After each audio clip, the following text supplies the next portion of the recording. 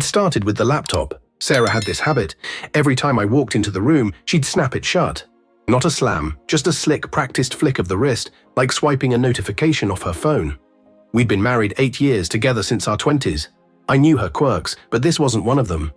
I'd come in from the garage, hands grimy from tweaking my F150's carburetor, and there she'd be at the kitchen table, clicking that screen shut before I could even say hello. First time, I shrugged it off. Second time, it made me pause. By the fifth, it was a splinter under my skin. One night, I'd had enough. Leaning against the counter, popping the cap off a Bud Light, I watched her type. "What's so classified you've got to hide it every time I walk in?" I asked, keeping my tone casual but sharp. She didn't look up. That tight smile she perfected, it said, "You're making this bigger than it is. Work stuff, Tony. Reports, spreadsheets, boring crap, you wouldn't care." I stepped closer. "I'm your husband, not some stranger off the street. What's with the secret agent routine?" She sighed, long and theatrical, like I was exhausting her. "It's just work, rebranding deadlines, reports. Can you not make this a thing?" "A thing?" I leaned on the counter, eyes locked on hers. "You're closing your laptop like it's state secrets and acting like I'm not supposed to notice. That's not work, Sarah. That's hiding something." Finally, she looked up, eyes narrowing. "Hiding? Wow, paranoid much?" "It's not paranoia. I'm asking straight. What's so important you can't leave your screen up for 2 seconds?" She laughed, short and sharp. "It's work. You wouldn't get it. You're out fixing trucks. I'm dealing with corporate strategy." "Corporate strategy?" I nodded slowly, savoring the words. "Fancy, so fancy you can't trust your own husband to see it. That's a hell of a flex." She slammed the laptop shut, harder than usual. "You're turning this into a fight for no reason. I'm busy, Tony. I don't have time for your conspiracy theories." "Busy," I said, holding her gaze. "Your go-to excuse. Busy but not too busy to treat me like hired help. Not buying it." "Then don't," she snapped, grabbing her laptop and standing. "I'm not here to entertain you. I've got work." She brushed past me, heading upstairs. "Yeah, run away," I called after her. "Keep hiding, Sarah. I'm watching." She didn't answer, just stomped upstairs, leaving me with the hum of the fridge and a bitter taste in my mouth. I grabbed my beer, flipped on the Steelers game. Didn't watch it. Not work stress. That was her drawing a line, and I was on the wrong side of it. If I'd known then how far she'd take it, I would have started packing that night. But I didn't. I told myself it was a phase. Job stress, deadlines, whatever. Let her figure it out. Biggest mistake I ever made. Her birthday was the next red flag, turning 34, and I wanted to make it special. Our spot, the bean counter, downtown, cracked leather booths, black coffee strong enough to wake the dead. Tiramisu cups she devoured like they were her last meal. I went all in. Silver necklace with a coffee bean pendant, favorite tiramisu, even a dumb helium balloon because I knew she'd laugh. Texted her that morning. "Meet me at the bean counter at 6. Got a surprise for you." Hours passed. I was at the site dealing with a subcontractor who botched a concrete pour. Finally, my phone buzzed. "Sorry, out with the girls tonight. Can we do it later?" "No." "Happy birthday to me." "No, I'd love to, but I'm stuck. Just sorry and later." I stared at the text, the balloon bobbing in my truck like it was mocking me. The girls, always the girls. Her work friends, yoga crew, networking buddies. Lisa from HR, Megan the graphic designer, some Laura I'd met once and didn't like. They were her world now. I was just the guy paying the bills. I called her from the cab of my truck, construction noise humming around me. "Hey," I said when she picked up. "You serious about tonight?" "I've got a whole thing planned." Her voice was casual, like ordering coffee. "Yeah, Tony, I'm with the girls. It's my birthday. I just need a night out." "Your birthday?" I gripped the wheel. "Yeah, I know. That's why I planned to take you to our spot. You'd rather drink with Lisa and Megan than spend it with me." Her sigh, put upon, practiced. "Don't make this a big deal. It's just drinks. We'll do something tomorrow." "Tomorrow," I repeated, voice flat. "You're blowing off our plans, our night for drinks with your work friends. That's your choice." "God, Tony, you're so dramatic," she said. I could hear laughter and clinking glasses in the background. "I'm allowed to have fun. I'll see you later." She hung up before I could respond. I sat there staring at my phone, the site buzzing around me. I texted, "You sure about this?" "Bean counter, 6. Your call." No reply. I went anyway. Sat in our old booth, gift bag on the table, tiramisu sweating in its container. The balloon bobbed above me, bright red, mocking. Couples came and went, laughing, sharing desserts. I felt like a ghost.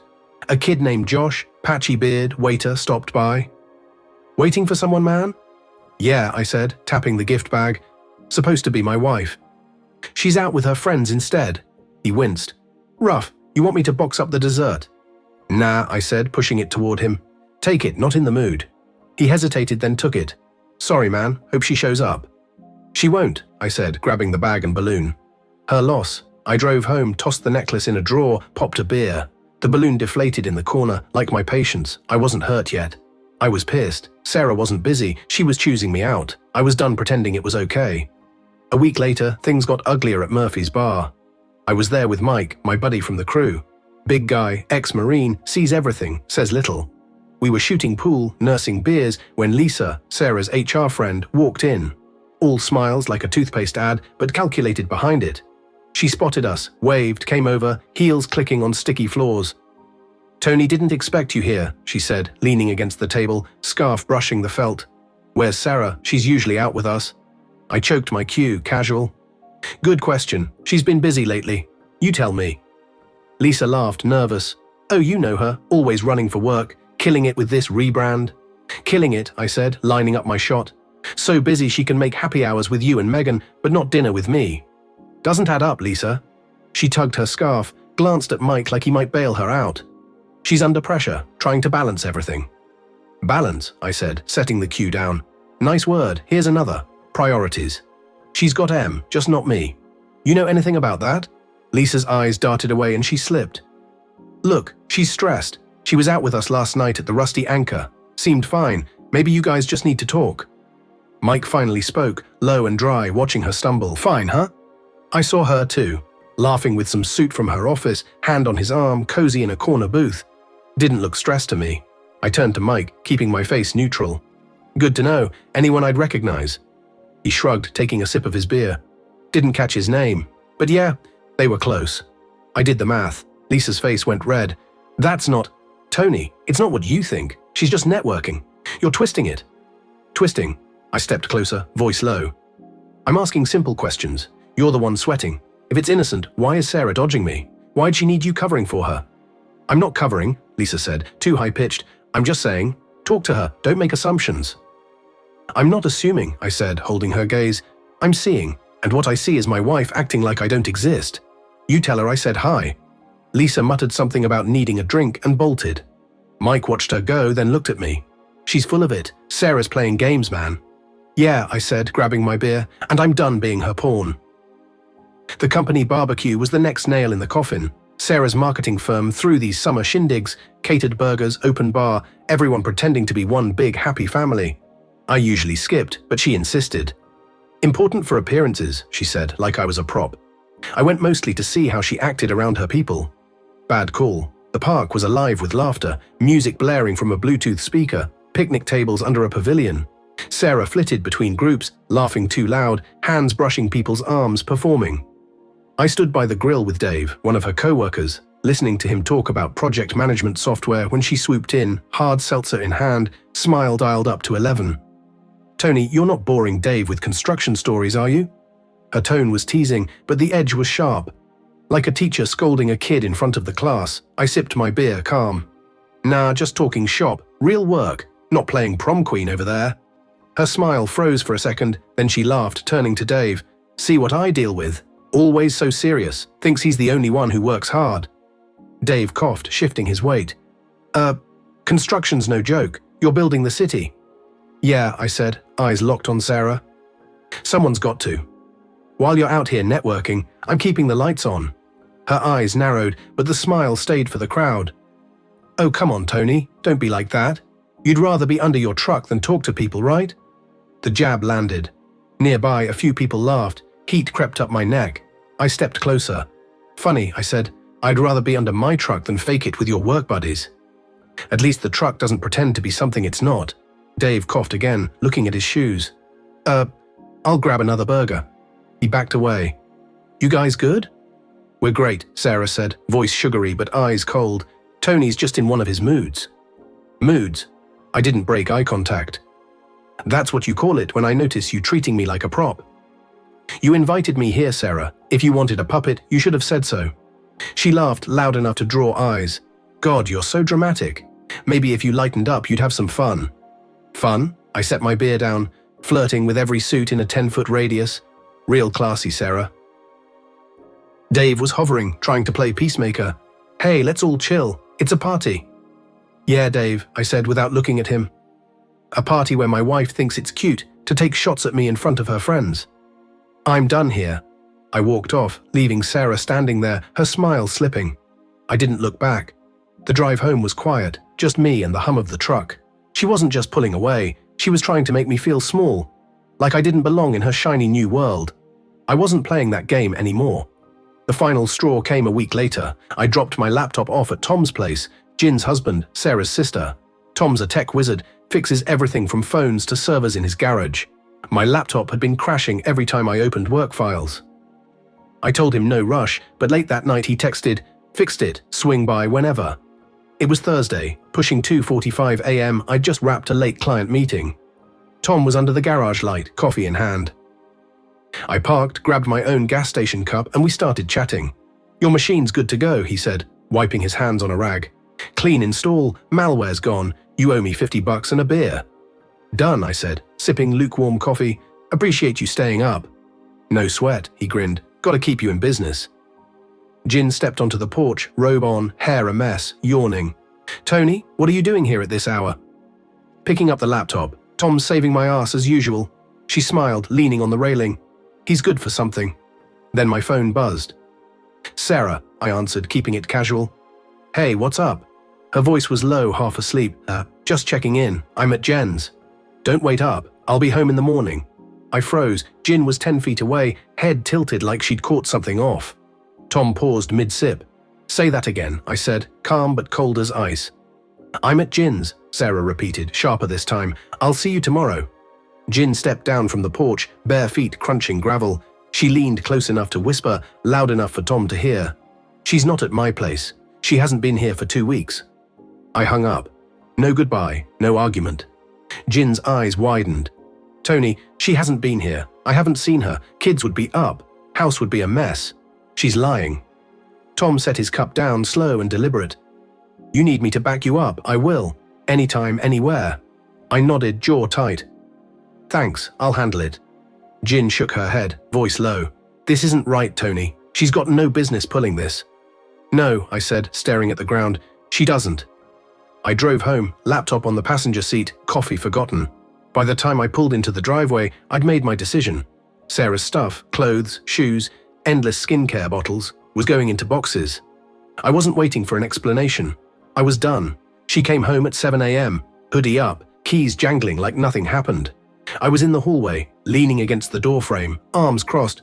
A box of her stuff sat by the door, her house keys already in my pocket. Cab called 10 minutes earlier. At first, she didn't notice me, just kicked off her sneakers, muttering about being exhausted. Then she saw me. Something flickered on her face. Guilt? Surprise? "Rough night at Jensen?" I asked, voice flat as pavement. She froze, then tossed her hair back, casual. "God, yeah. Total chaos. Kids screaming. Tom up all night working. Barely got any sleep." "That's funny," I said. "I was at Jin's last night, picking up my laptop. She was there too, in her pajamas on the porch. She heard you say you were at her place." Sarah's face went grey, the colour draining fast. She opened her mouth, closed it, then tried again. "Tony, wait. I got mixed up. I didn't want to tell you because you don't like her. I thought you'd get mad." "Laura?" I nodded like I was humouring her. "So you lied to my face because you thought I'd what? Lose it? You didn't just mix up Jin's house with Laura's. You sold me a story, Sarah, and you figured I was too dumb to check." She sank onto the stairs, hands shaking. "It's not what you think. I swear, Tony, it was a stupid mistake. I was tired. I wasn't thinking." "Stop." I stepped closer. "You don't get to play the tired card again. You lied. You knew exactly what you were doing. You thought I wouldn't find out. You bet wrong." Tears welled up, the ones she always pulled when cornered. "Tony, please. It was one night. You're going to throw away 8 years over this." I walked to the closet, grabbed the box I'd packed, and set it by the door. "This isn't about one night. It's about you thinking you can play me, dodging me, lying to me, treating me like I don't exist." "I'm done, Sarah." She stood, grabbing my arm. "You're serious. You're kicking me out over one mistake. We can fix this, Tony. Just talk to me." I pulled my arm free, slow and deliberate. Fix what? Your habit of treating me like a doormat. You don't respect me. You haven't for a long time, and I'm not here to beg for it. She softened, pleading. I was stressed. Work's been crazy. I just needed a break. I didn't mean to hurt you. Hurt me? I almost laughed. This isn't about feelings. It's about you thinking you can lie and skate. You chose to ditch me, hide, play your games. That's on you. Her voice hardened. So that's it? You're done? Throwing me out like trash? You threw us out, I said, nodding at the box. Your stuff's packed. Cab's outside. I've got your keys. Go to Jin's. Tell her how wild your night was. I'm sure she'll love the story. Tears streamed down her face, but I saw the calculation behind them. You're making a mistake, Tony. You'll regret this. Nah, I said, opening the door. The only mistake I made was thinking you'd ever own up to anything. Get out. She grabbed the box, muttering, still crying. But I was done. The cab was waiting, engine idling. I watched her leave, the door clicking shut behind her. That same day, I called a locksmith. New deadbolt, new keys. By noon, I spoke to a lawyer, started the divorce papers. The house, the cars, the savings, they were in my name, thanks to moves I'd made years ago. Sarah had nothing to leverage. Jen called that afternoon crying. She tried to tell me she meant to go to your place but got confused. Cut the crap, I said. She's crashing with Laura now. Thanks for the heads up, and for last night, Jen said. Anytime, I replied. You don't deserve this. Then I hung up. Tom texted later, You good? Beer soon. I said I was fine, but I'd take him up on that beer.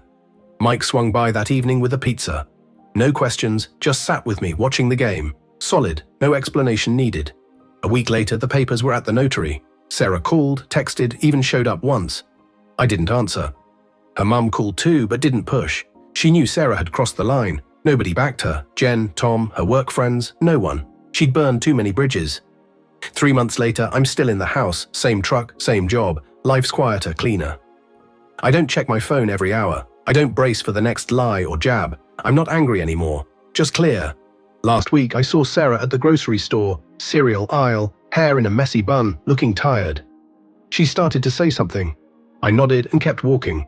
Didn't need to hear it.